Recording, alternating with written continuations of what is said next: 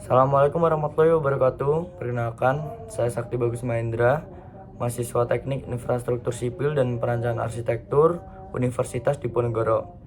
Pada kesempatan kali ini saya akan menjelaskan kepada teman-teman semua konsep dan penerapan skala dalam proyek konstruksi. Jadi dalam waktu 10 menit ke depan saya akan menjelaskan konsep-konsep dan juga bagaimana cara kita menggunakan skala di bidang konstruksi. Jadi langsung aja ke pembahasannya. Yang pertama di sini. Jadi skala itu merupakan hal yang penting ya di lingkungan teknik, terutama di konstruksi, karena kita bisa menggambarkan sebuah bangunan yang begitu besarnya, tapi kita bisa pindah gambar itu ke suatu kertas dengan ukuran yang lebih kecil gitu, tapi tetap dengan ukuran yang sama, cuma beda satuan aja. Oke, di sini kita masuk ke konsep dasar skala. Jadi skala adalah perbandingan antara ukuran gambar dengan ukuran yang sebenarnya di lapangan. Jadi sebagaimana teman-teman tahu, kalau di bidang konstruksi atau bidang sipil itu kita akan membuat sebuah bangunan rumah maupun bangunan gedung yang dengan satuan meter. Jadi bagaimana cara kita memindahkan bangunan tersebut yang begitu besar, kita pindah ke sebuah kertas, yaitu dengan cara kita ubah satuannya dari meter, kita ubah ke sentimeter. Jadi agar bangunan tersebut bisa menjadi lebih kecil. Contohnya di sini ada perbandingan 1:100. Jadi di sini 1 cm itu mewakili 100 cm atau 1 meter. Jadi 1:100 adalah 1 meter dibanding 100 cm atau 1 meter. Jadi nilainya tuh sebenarnya sama, cuma beda satuan aja. Oke, kita lanjut ya. Dari sini ada jenis-jenis skala ya. Yang pertama ada skala pembesaran.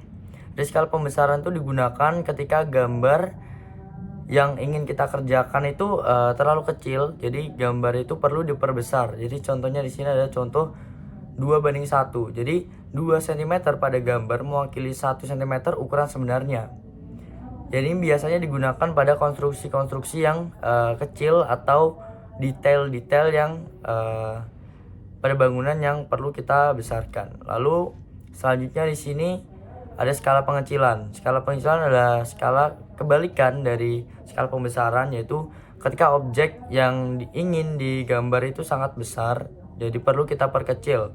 Contohnya ini di sini ada 1:100, 1:200, 1:500. Jadi 1 cm pada gambar itu sama dengan 100 cm di lapangan atau di bangunan asli.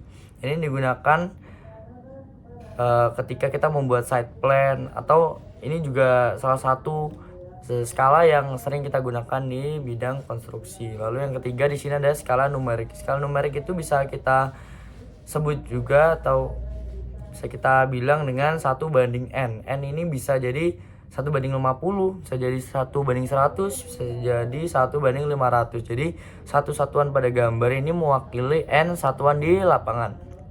Oke, kita lanjut.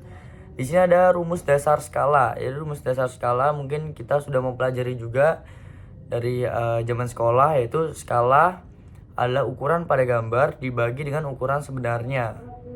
Lalu di sini ada ukuran sebenarnya, yaitu rumusnya adalah ukuran gambar kita kalikan dengan penyebut skala. Yang disebut dengan penyebut skala itu adalah kita contohkan dengan 1:200. Jadi penyebut skalanya itu yang 200, atau 1:500 itu penyebutnya yang 500.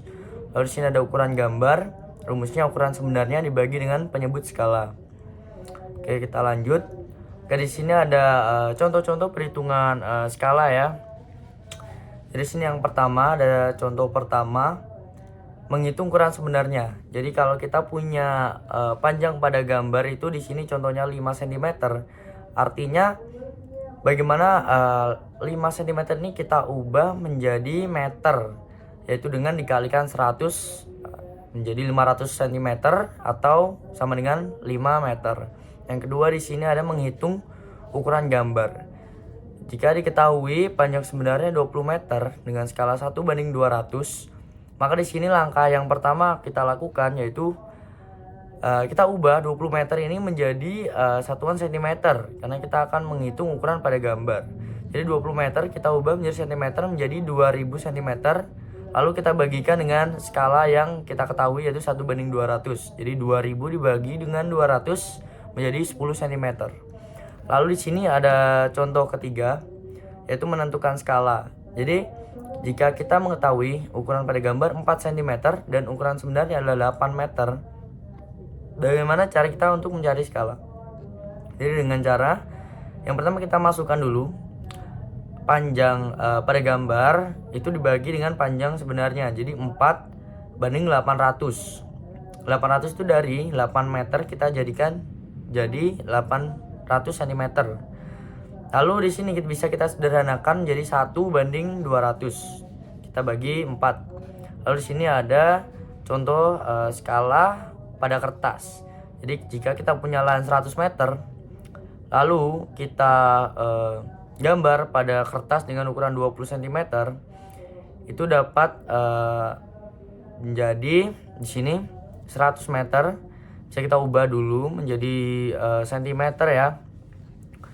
Lalu kita bagi dengan 20 cm, yaitu panjang pada kertas atau panjang kertasnya. Jadi 20 kita bagi dengan 10.000. Jadi hasilnya seperti ini. Bisa disederhanakan menjadi sebelah sini ya, seperti ini.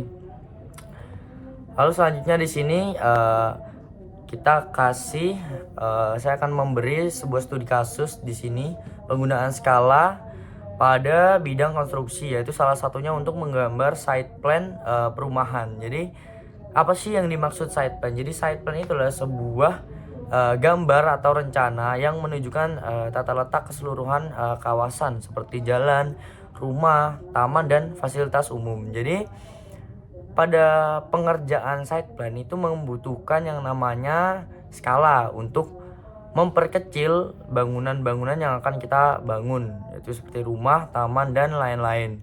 Biasanya di sini skala yang digunakan adalah 1:500 atau 1:1000. Jadi skala itu digunakan untuk menampilkan area yang luas atau besar pada satu lembar kertas atau satu lembar gambar. Kenapa kita menggunakan skala 1:500 atau 1:1000? Yaitu yang pertama, di sini gambar akan menjadi semakin akurat. Jadi kita dapat melihat gambar atau bangunan itu secara detail. Lalu yang kedua, pekerja dapat memahami ukuran gambar dan juga ukuran bangunan asli yang akan kita kerjakan. Lalu yang ketiga, di sini kita dapat meminimalisir kesalahan yang terjadi ketika kita mengerjakan bangunan atau lingkungan tersebut.